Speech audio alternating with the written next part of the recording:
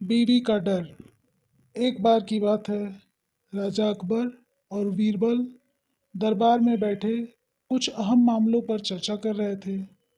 तभी बीरबल ने अकबर से कहा, मुझे लगता है कि ज़्यादातर पुरुष जोरू के गुलाम होते हैं और अपनी पत्नियों से डर कर रहते हैं।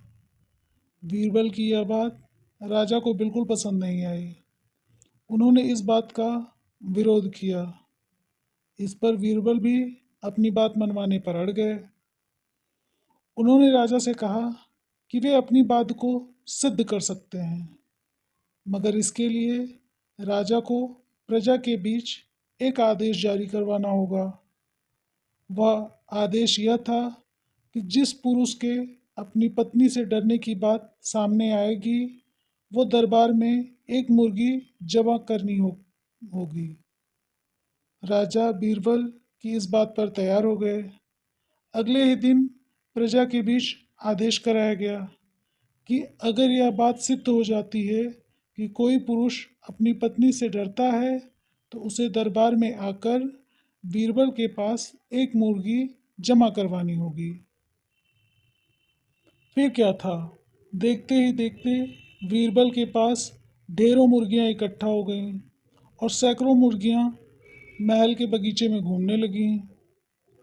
अब बीरबल राजा के पास पहुंचे और बोले, महाराज, महल में इतनी मुर्गियां इकट्ठा हो गई हैं कि आप एक मुर्गी खाना खोल सकते हैं। इसीलिए अब आप इस आदेश को वापस ले सकते हैं।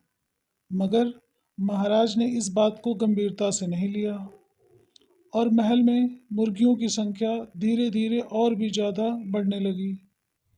इतनी अधिक मुर्गियां महल में जमा हो जाने के बाद भी जब राजा अकबर बीरबल की बात से सहमत नहीं हुए, तो बीरबल ने अपनी बात सिद्ध करने के लिए एक नया उपाय निकाला।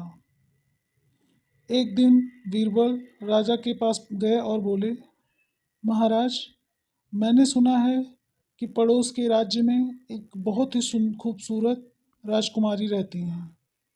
अगर आप चाहें तो क्या मैं आपका रिश्ता पक्का कराऊं?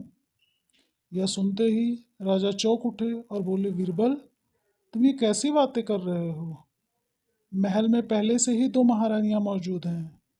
अगर उन्हें इस बात की भनक लगी तो मेरी खैर नहीं होगी।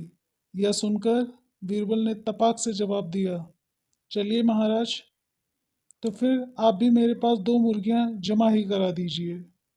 राजा बीरबल का ऐसा जवाब सुनकर शर्मा गए और उन्होंने अपना आदेश उसी वक्त वापस ले लिया। कहानी से सीख। अकबर बीरबल की इस कहानी से हमें शिक्षा मिलती है कि बातों को चतुराई से हम किसी से भी अपनी बात मनवा सकते हैं। ज़रूरत है तो बस बीरबल की तरह चतुराई से अपना पक्ष रखने की।